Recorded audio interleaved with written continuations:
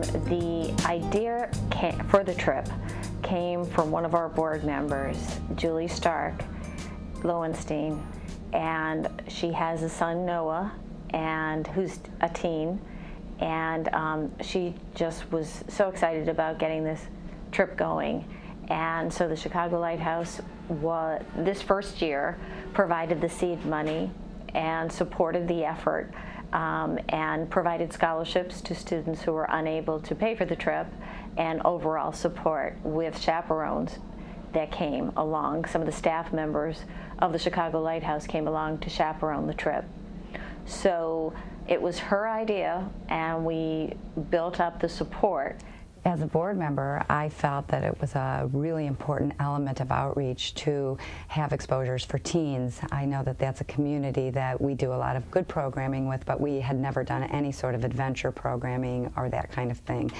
And so I reached out to Global Explorers years ago to see whether they would be interested in partnering with the Chicago Lighthouse with a program that they already had, which was called Leading the Way.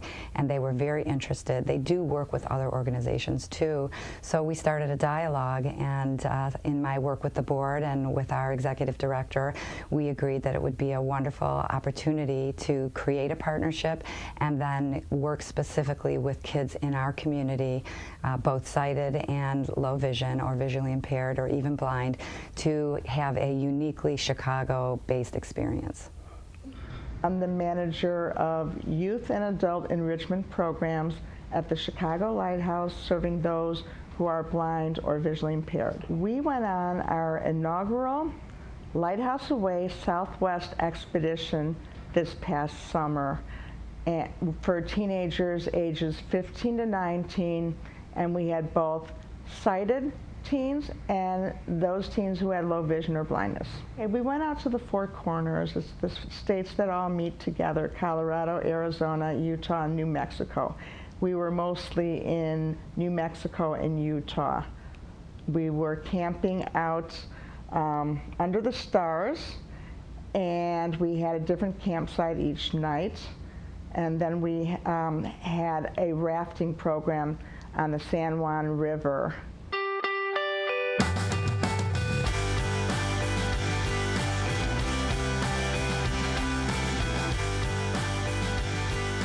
My name is Adrian Rodriguez. I'm currently a sophomore at Stanford University, and I'm likely majoring in computer science. Yeah, growing up, I was very active in athletics. When I was little, I was involved in martial arts, cross country, track and field, and wrestling. And throughout high school, I was a gymnast and ran cross country. So throughout my childhood, I was always involved in different sorts of athletics. Never camping though. I'm Samantha Smoka. I'm also called Sam, or Sammy, or whatever. I go to Addison Trail High School. I'm a senior, and I will be graduating in December. I am a math geek, an English nerd. I'm athletic, and I'm going to be going to NIU in the fall of 2014. And I'm actually on the NIU track team now. Just got on in October of this year. And then I'm also part of the U.S. Paralympic team. And my goal right now is to go to 2016 Rio de Janeiro Games for track and field.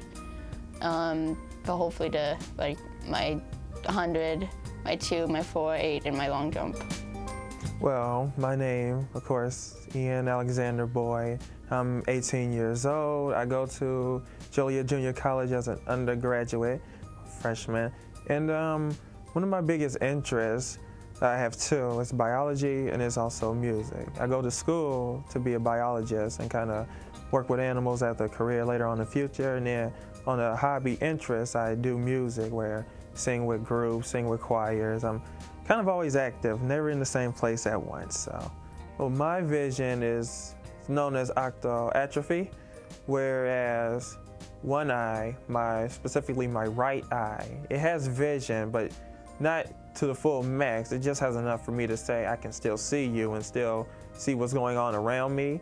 But my left eye has no vision at all. It's completely, utterly useless. The only thing it has is light perception. In both eyes, they don't have much good on periphery. but it hasn't slowed me down for a minute, so I don't really look into it as being a problem for me. I'm Jessica Hess. I'm 18 years old. I'm a fifth-year student at Prospect High School, and I love theater, singing, and taking care of animals. I love taking care of my sister, Rachel. I heard it from Pam Stern, and she's also the person who does a lot of programs at the Lighthouse, which my sister's been taking. And she thought this will be a good experience for me to let go of my fears and see what my confidence skills can go to. My name's Noah Lowenstein. I'm a junior at Newcher High School. I play volleyball on the volleyball team there, and I am involved in social service board, and I participated as one of the sighted campers on the trip. So as a mother, and as the mother of Noah, I had great hopes that he would experience the kind of trip that was exciting, full of adventure, but also gave him a little more understanding of what it means to give back. I feel that Noah is a great humanitarian as a person, and having the benefit of living in a wonderful community here on the North Shore, I had great hopes that he would be able to get some psychic rewards and some benefits from giving back by taking other kids who otherwise wouldn't be able to have an outdoor adventure like that, partnering with them and bringing them into the great outdoors and enjoying the beauty of the West the way that he had done in the past. Hello, my name is David Smolka. I am the parent of Samantha Smolka, who attended the Southwest Expedition this past year. At first, I was a little hesitant because Samantha, I thought, wasn't much of a person who liked to do outdoors events. More or less, she's an indoors person. But more and more I read it, and more I spoke to my wife about it, we kind of said, well, you know, it'd be a good learning experience for Samantha. I did not know any of the counselors, though, but I felt comfortable with them going because, you know, they were handpicked by competent people from the Lighthouse, and, you know, being visually impaired myself, knowing that you have to have trustworthy people. We really didn't have to twist her arm. We asked her, and she jumped at it. She said, oh yeah, I want to go. I have a daughter who's legally blind, who's 27 years old, and that's where my passion is.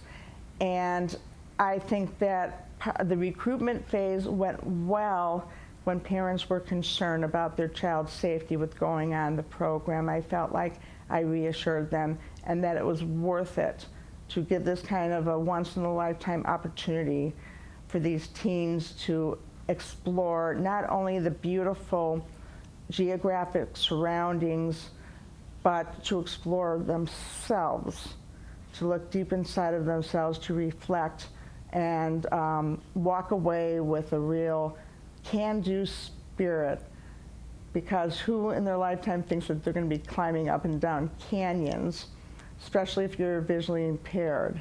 My parents were supportive about this trip because they think this will be a good opportunity for me if I have a job. And but my grandparents were kind of nervous because they thought I'll be sleeping on the edge of the cliff or drown, which I can't swim. You know, these kids, they kind of remind me of Rachel because I was always the one taking care of Rachel with her sight and you know, showing her not to get hit in the head and everything. And I'm always the caregiver in the family. It was kind of awkward the first day, just as it is any trip, because there's 14 teenagers all there that most of them have never met any of the other people there. And so I remember the first person I really met was Rich, and we were walking through the airport after security, and he turned to me and asked me what I saw, and I'd never been asked that question before. And I was like, what do you mean, what do I see? He was like, I see, I don't remember his exact number, but 2010, or I don't know really what that means. And I was like, oh, I'm 20/20. And he goes, oh, you're fully sighted. And I said, yeah. And I go, are you not? He goes, oh, no. And I go, I had no idea until we were probably an hour through the airport that he had a visual impairment. And so we left the airport. We got on the flight, and the counselors really wanted us to ice break with our seatmate. Mine was Arlie. So we talked basically the whole plane ride. And afterwards, we arrived there. We met the rest of our counselors, being Kazo, Jess, and Stephanie, and took us to the vans, and we started driving 4 hours to our first campsite, I believe. I had been camping once or twice, never extensively, and I did enjoy the experiences, but I wasn't too big a fan of the outdoors, to be honest with you. I was excited by the prospect of going on a more extensive camping trip, though. So I have a not so mild case of arachnophobia. So I wasn't crazy about, sleeping with all of the bugs and things like that, which, I actually don't think I ever encountered any bugs. In terms of the terrain, I think that I was excited to see how far they would push us and what the degree of difficulty would be of traversing the terrain.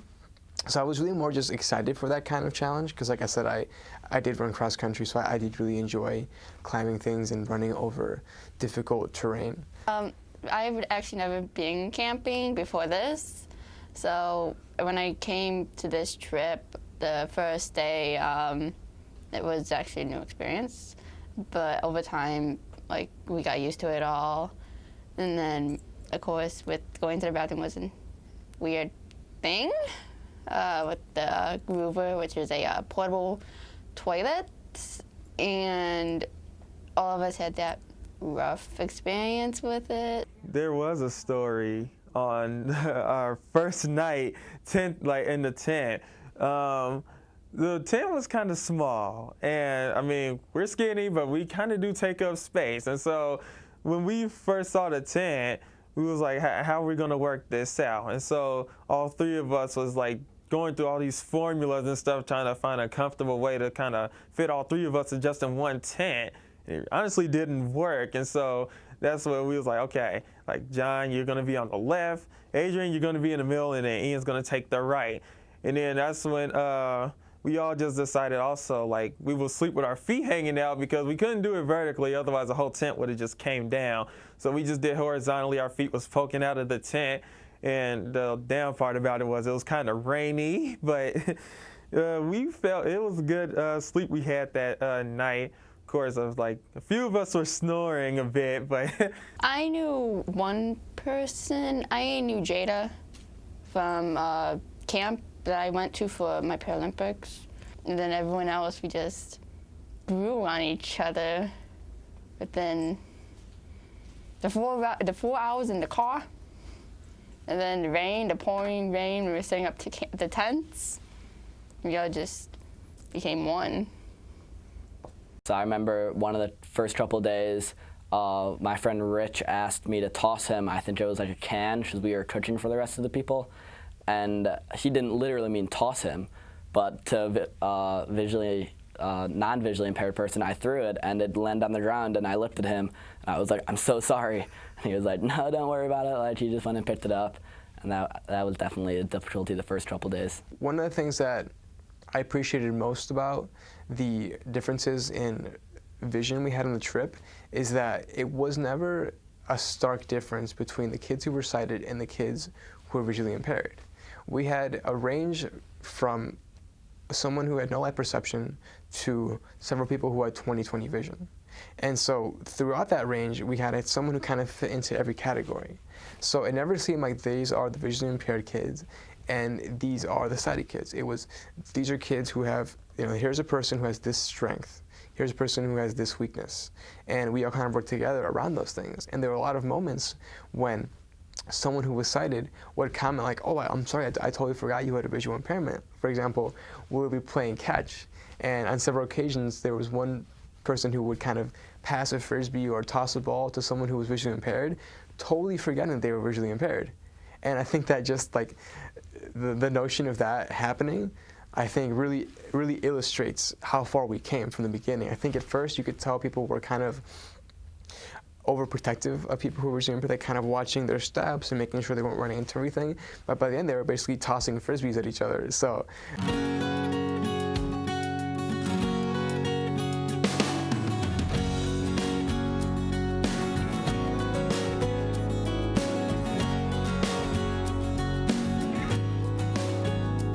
when they said we'll be climbing walls and canyons and everything, I knew like if I didn't need help, it would also be like a responsibility for me to help someone else. Like when we got to our first canyon to go down, me and John, we helped out Jessica because she looked like she could use some help, and them cliffs were kind of steep. At first I was like, oh my God, I was so scared. But then I was told by Pam that everybody was helping out, everybody out climbing up and down the canyon. So that made me more calm about it. She has sight as well, just like some of us did, but even so, we still had sight. We still needed some accommodations for it. We started trailing down the canyon. It really wasn't easy because it wasn't like real much handholds about it. So I tried to make it a little humorous and just say we were just gonna dance down this canyon, just to like both kind of take the mind away from pretty much kind of facing sun and death or something. It was really fun, and it was actually enjoyable too, the moment we reached the bottom.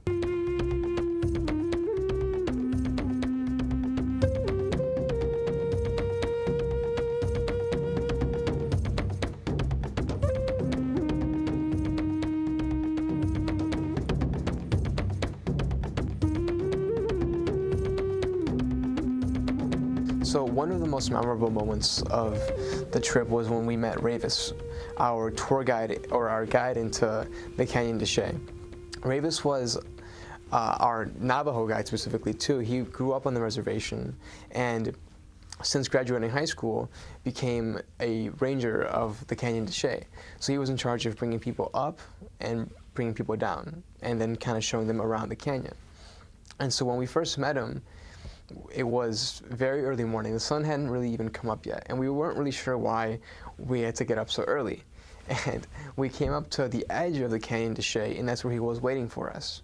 And the reason is we immediately found out that we were there was so he could explain to us a lot of the Navajo culture and how the sun and their deities have to do with the dawn. So he explained to us how, you know, as the sun rises, they kind of see that as, you know, their ancestors and all their deities kind of giving them advice for the day and coming with the sun. When we were on the top of the mountain, the tallest one that we climbed, I was standing, I believe, with Lucas and Jada, and they're both visually impaired, two of the most visually impaired kids on the trip.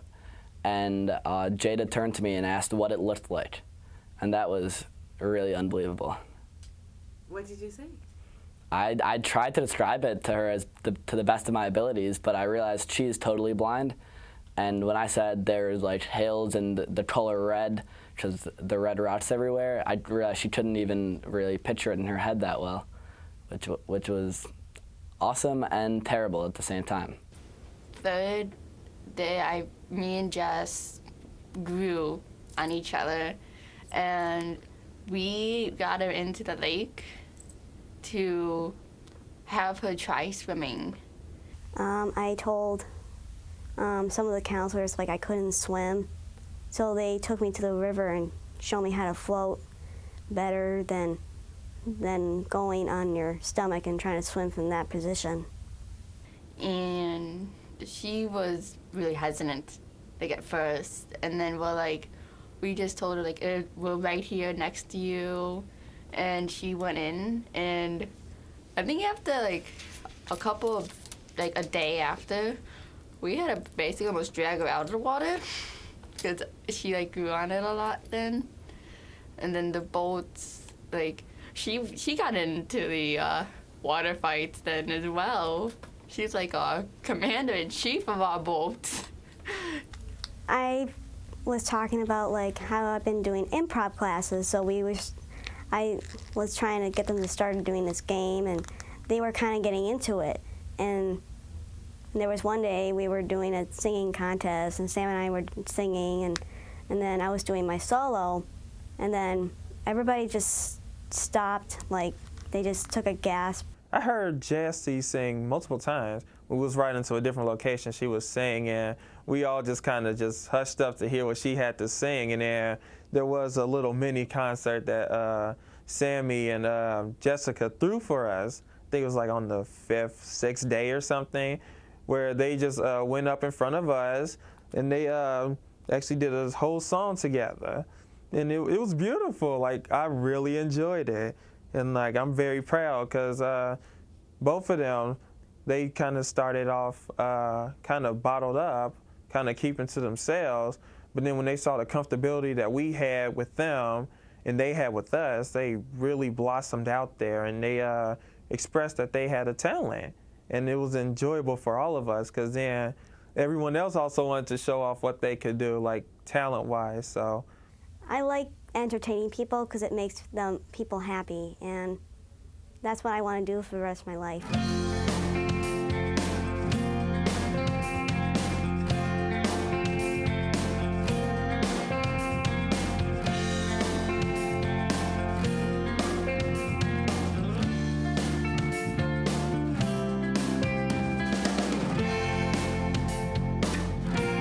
Well, there was an event that did happen.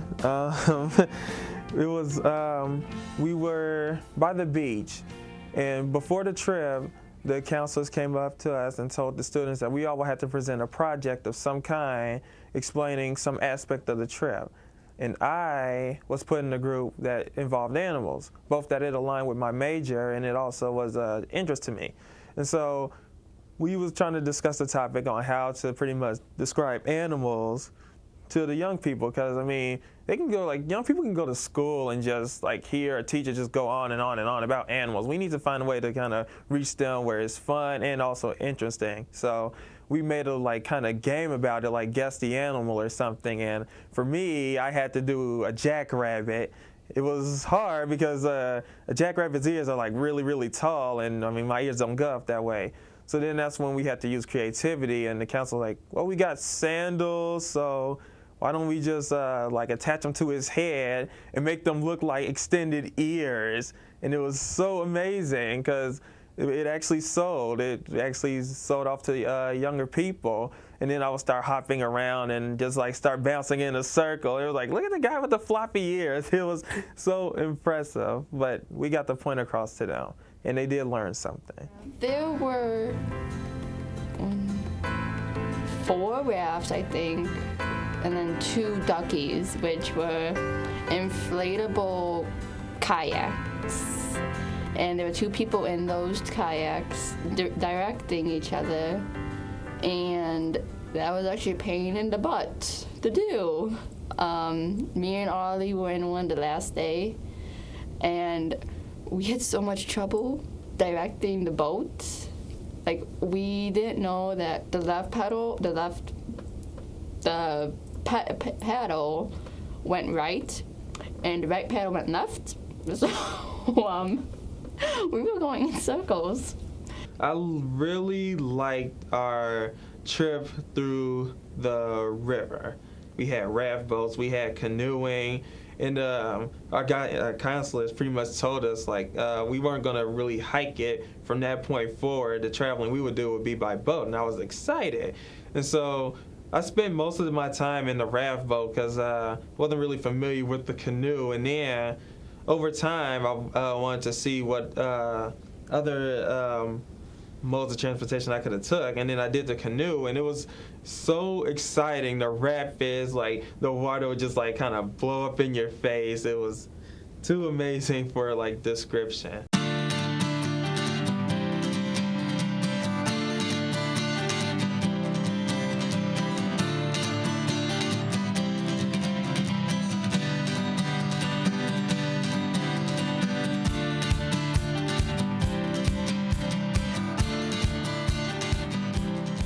At the end, actually, a bunch of my friends now had to drag me from the room and put me into the van to go back to the airport, because I was like not wanting to leave. I was actually holding on to the couch for dear life and refusing to get up, because I'm like, I'm gonna miss this place. I was crying. Other people are like, we don't want to leave. We want to just stay there and live there. I mean, we had our little, we always worry, you know, when we saw the weather reports, oh, it's raining, and we're thinking, is she floating down the Colorado River somewhere, or what is she doing, and is she being safe? And then we thought, all the people that are with her, the counselors and the head counselor of Pam, I knew pretty much that she was going to be in great hands, and I didn't have to worry about it as much. During the 9 days that he was gone, I didn't worry about Noah at all, because I know that he had experience camping before. I think Noah has great leadership skills, and I felt like he would be very comfortable in that environment, both experiencing the outdoors and the rigors of camping, but more importantly that he has natural ability to bring other kids along and help them to experience it in a way that's fulfilling. So I was not worried about Noah. After this trip, I got more of a sense of how to handle myself without having the needs completely just on my friends, or even sometimes on like authoritative figures. I'm advocating for myself. I go to their resource room and I would ask for a service, and they would like provide for me. And I'm also like responsible for staying on top of my classes and making sure that I get what I need to do done so I can enjoy other things later. Like that independence did come from the trip. So my girlfriend actually is really interested in whitewater rafting, and she would always talk about it. One of her dreams is actually to spend a summer being a river guide in like West Virginia, and she used to always talk about it before, and I was like, oh, you are crazy. I'm not getting in a river with rapids. And like, you know, I love skydiving and I love extreme sports, but you know, going down a current with rocks is not really my idea of a, you know, of a productive afternoon until I went on the trip. And so now I haven't gone on the trip, I think I do want to try more extreme river rafting, and I do want to try to climb higher mountains or see more canyons. We have great hopes that this will be an annual opportunity, and we fully intend to reach out to all of our Glenview partners here in the community to see whether they can either be support in raising money and support in helping the kids do work in the community, where they can raise funds for the second annual trip, which will certainly be coming up next summer. So this year, we're hoping that the students who want to go on the trip and who will be participating will be involved in fundraising and reach out to the community and get them involved. And we want to have the students do traditional fundraising efforts like car washes in Glenview and the surrounding suburbs, and spaghetti suppers and the traditional pancake breakfast, those kinds of things to raise money so the students can support their own trip and you know, make it even more meaningful for them. I had a lot of hopes about this trip, and I'm thrilled to say that they all came true, and then some. I wanted to be able to first let parents of those who are visually impaired or blind to let their child go and experience an opportunity which resulted in so much growth and self-confidence through the achievements that they made and the friends that they made.